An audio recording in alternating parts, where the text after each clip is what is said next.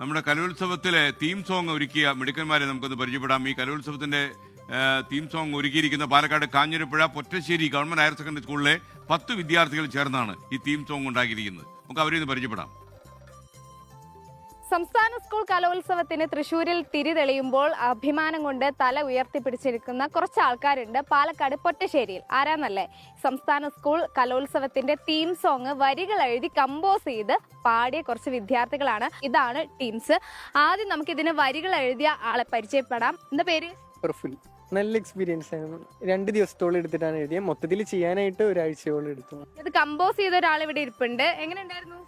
നന്നായിരുന്നു. കമ്പോസ് ചെയ്ത് 2 ആൾക്കാരാണ്. ഒന്ന് ഹൃദയ പറഞ്ഞു, പിന്നെ ഞാനും.